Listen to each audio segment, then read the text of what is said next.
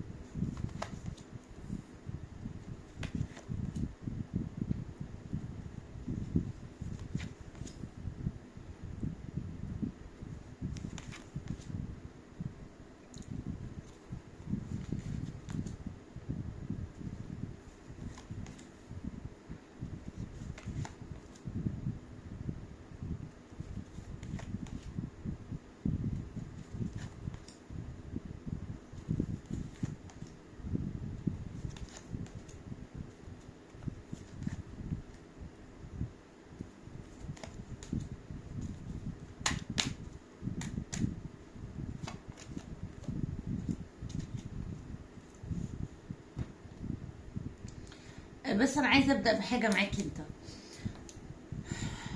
بص، هنا الطاقه في الدس والنايت اوف سورد. انت بتشوف الشخص ده برج السرطان كانه اتغير عليك فجاه وبيتعامل معاك بشكل غريب، وكأنه اي حاجة بتحصل معاك بتحس ان هو عايز يسيب العلاقة ويمشي بسرعة، مش عايز يستنى. بتحس ان هو سيبك برضو من الاهمال، هو اكيد مهملك، بس بتحس ان هو بسهولة قوي بيبيعك وبسهولة قوي بيفرط فيك. وده شيء ما كانش موجود، يعني مش شيء انت معتاد، لا، ده شيء ما كانش موجود. يعني كان الاول بتحس ان هو محتفظ بيك، ان هو مش عايز يضيعك، ان هو ملكك، ان هو عايز يكون معاك، ان هو مش عايز يزعلك منه. لكن دلوقتي الشخص ده ابتدى يتغير عليك وابتدى يهملك وابتدى ان هو يستبيع معاك، يبقى مش باقي عليك. هنا تغيير مفاجئ حاصل معاك، تغيير مفاجئ ومش متوقع، انت ما كنتش منتظر منه ابدا التعامل ده او الاسلوب ده. الشخص ده مهملك جدا، مهملك جدا جدا جدا جدا، ومش بس كده، هو شاعر بالظلم اتجاهك. طب ده بيحصل ليه؟ انا ماشي معاك واحده واحده اهو. بيحصل بسبب السكس اوف كابس، بيحصل بسبب ان في علاقه من الماضي مستله بستايرها على هذا الشخص، بتحاول تفرض نفسها عليه، او ربما علاقه الشخص ده ربما عايز يرجع لها علشان في بينها وبينه مثلا اولاد، او بينه وبينها اولاد، سواء رجل او امراه، او اوريدي هو في علاقه حاليا والعلاقه دي ما بينهم وما بين بعض مصالح او اولاد، فمش قادر ان هو يسيبها عشانك. فكل ما ده بيحس بضغط زياده في علاقتك معاه، ان هو عايز مثلا استقرار، او مش عايز يهملك، او مش عايز يضايقك، وفي نفس الوقت العلاقه التانية فارضه نفسها عليك بشكل كبير قوي، فمش عارف يتحرر منها ومش عارف ياخد خطوات معاك. ده اللي واضح معايا. هنا بقى طاقة الشخص ده بس عاملة ازاي. اول حاجة التو بنتكال اللي انا لسه قايله دلوقتي، ان في شيء من الماضي موجود معاه او بيحاول يرجع له. هو محتار بينك وبينه، بص، هو محتار بينك وبينه، مش عارف يعمل ايه. الامبرور متردد، انا مش عارف اتصرف ازاي ولا ادي الاولوية لمين. تمام. وهنا كأن في حاجة عايزة وحاجة تانية مفروض عليه، يعني العكس عكاس. في المشاعر الزفول اللي هو انا عايزك وعايز احتفظ بيك وعايز بداية معاك، ولكن انا شايف ان الوقت هيطول، او لازم يبقى في خطة محكمة عشان اكون معاك، عشان العلاقة دي ما تنتهيش في اي لحظة، عشان تفضل العلاقة دي مكملة. لانه شايف ان الوضع هنا مش مستقر، ربما العلاقة دي تنتهي بأي سرعة، بأي صورة، وسريعة كمان. بسبب اللي هو فيه او وضعه الحالي ان هو مش عارف يرتب نفسه. بيفكر فيك، نعم بيفكر فيك، مشتاق لك، نعم مشتاق لك. وهنا اعتقد ان في حاله من البعد والاهمال الشديد في هذه العلاقه، ده ربما كمان لو ما كانش فراق يعني. هنا الكينج اوف وانز، طب لو هو مفرقك، عمال بيفكر فيك وعايز ياخد خطوه اتجاهك.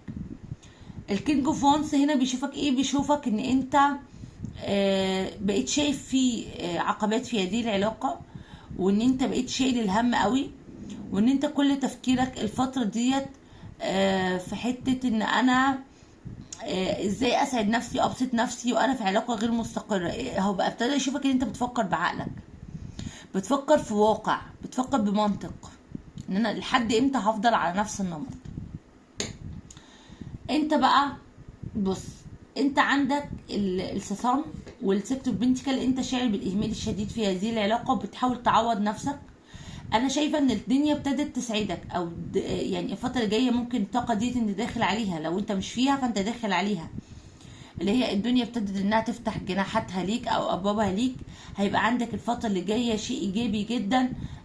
انت بقيت واضح مع نفسك ومش حاسس ان انت ظالم الشخص ده، ولذلك انت عايز تبسط نفسك، او انت فاتح الباب لنفسك ان انت تعيش حياتك، مش هتوقف حياتك على حد. انت اديت في هذه العلاقه كتير، والفتره دي انت مستني هو اللي يديلك. طيب لكن اوريدي ساسان انت عندك ايجابيه في كل شيء، وفي تحولات كبيره بتحصل في حياتك بشكل ايجابي. الحاجه الوحيده اللي حاصله ومضايقاك هو الفراق اللي بينك وبين هذا الشخص، وربما مريت كمان الفتره اللي فاتت بازمه ماديه او ماليه بسبب هذا الشخص، مثلا وجوده في حياتك اثر عليك وخلاك ما تشتغلش كويس او ما تديرش امورك كويس، او ربما كان هو بيساعدك ماديا. فهنا الامبرس انت بتحبه وعايز تكون معاه، والفراق ما كانش في تفكيرك، وده شيء كان غير متوقع بالنسبه لك وحصل.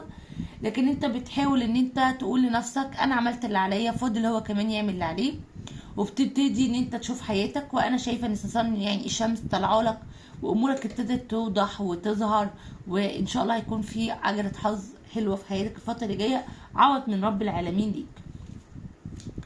طيب لو في مشكلة عندك في الحمل، لو انتم متزوجين يا برج السرطان بينك وبين هذا الشخص، فأنا شايفة إن شاء الله عندك فرص حمل قوية الفترة اللي جاية. طيب نكمل.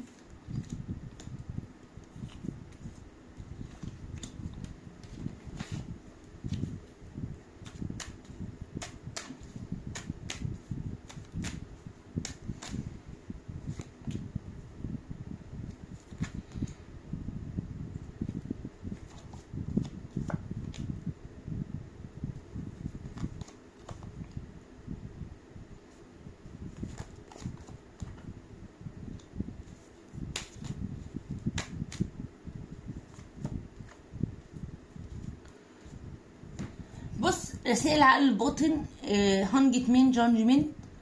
ايه يعني الشخص ده عايز يقولك انا متعلق بيك ولكن مش قادر اخد موقف اتجاهك، لان في شيء بيربطني اكبر مني غصب عني موقفني عنك.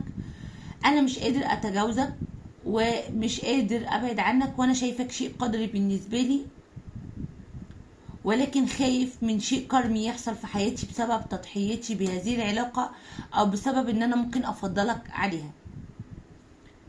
كيفيه التعامل، انا شايفه ان انت نايت اوف كابس، ادي فرصه في هذه العلاقه، ولكن مش انت اللي تبدا، لازم هو اللي يبدا، لازم هو اللي يتحرك.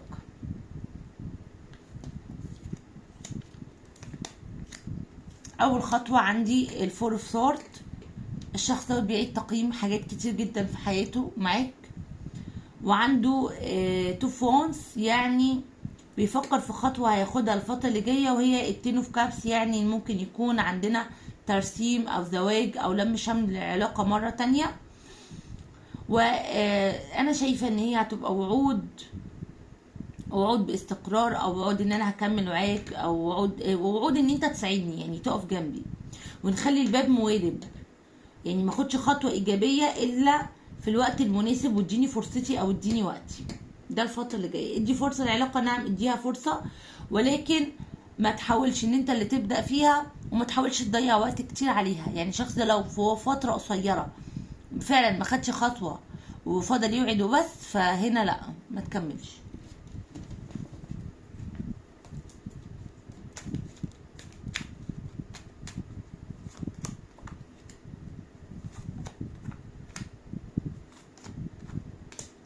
مصير العلاقة في المستقبل القريب. عندي الكينج اوف سورد، يعني في قرار بيتخذ، قرار حاسم حاسم. الديفل طبعا هنا محتاج كارت كمان، معلش.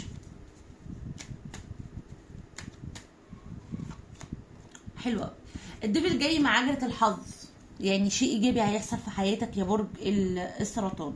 يبقى احنا هنا عندنا الشخص ده او العلاقة دي بيبقى الفترة اللي جاية فيها حزم نهائي وقرار نهائي بعودة هذه العلاقة بشكل ايجابي جدا جدا. والشخص دوت هيحتفظ بيك مهما كلفه الامر. العلاقة بتعود وبيكون ليها فرص قوية جدا جدا في الاستقرار، رغم ان خلي بالك للأسف ممكن يقع ظلم على شخص اخر من جراء هذه العلاقة.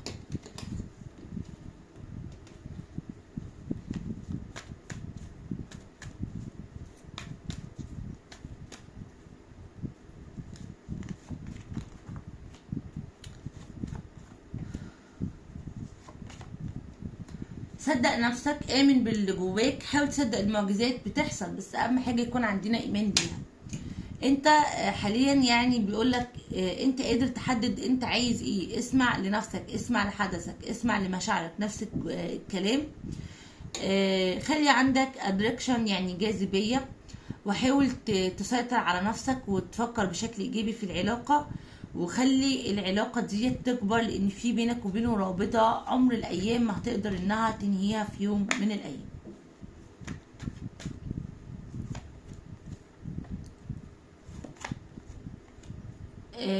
برج السرطان، ربما في اشخاص في حياتك في بينك وبينهم خصام او مشاكل، بيغيروا منك.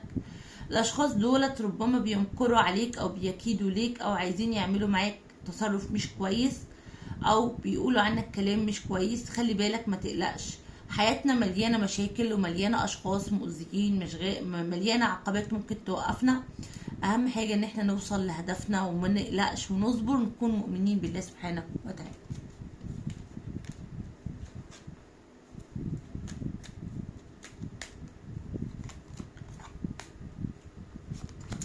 أنت تدخل فصلا جديدا قويا من حياتك، لا تخف، أحلامك ستصبح حقيقة، سوف تتكاثر بركاتك، كل شيء سوف يتحول بشكل أفضل مما تتخيله. يظهر الكون بأسر معجزة عندما تختار أن تكون شاكرا دون أن تتوقع ذلك. يعني إيه الكلام ده؟ يعني الفترة اللي جاية يا برج السرطان انت بتدخل فصل جديد في حياتك. الفصل دوت هيكون فيه الاحلام اللي انت تمنيتها، الحاجات اللي انت كنت عايزها، ربنا سبحانه وتعالى بيعوضك بيها بعد وقت وانتظار. ان شاء الله الفترة اللي جاية برضو كل شيء هيتحول. بس انت في هنا يعني من يعني البطاقتين دول بيقولوا لي ان انت عندك في مشكلة في الرضا. يعني ممكن تكون انت مش راضي، او ممكن تكون انت زعلان على حالك او مش راضي بحالك. فهنا يعني الجملتين برضو معناهم انت حاول ترضى من جواك علشان احوالك تتغير وامورك تتحسن. ولو ده حصل بالفعل يعني حياتك كلها هتنقلب بشكل خيالي للافضل. تمام كده. الطاقات والابراج اللي ظهرت معانا النهارده ناريه، ترابيه، هوائيه، مائيه. كل ابراج نزلت. الابراج الكبيره كانت الثور والعذراء والجدي والميزان والقوس والحمل والجوزاء والعقرب والميزان والحمل والاسد والسرطان والثور والحمل والحوت والاسد والعقرب والدلو والجوزاء. بكده تكون خلصت قراءتنا مع بعض. شكرا لكم، اشوفكم على خير، توحشوني جدا جدا. مستنياكم في قراءات تانية كتير. ارجو لو عجبتكم القراءة متنسوش لايك واشتراك في قناتي، فعايزوا الجرس ليصلكم كل جديد. باي باي.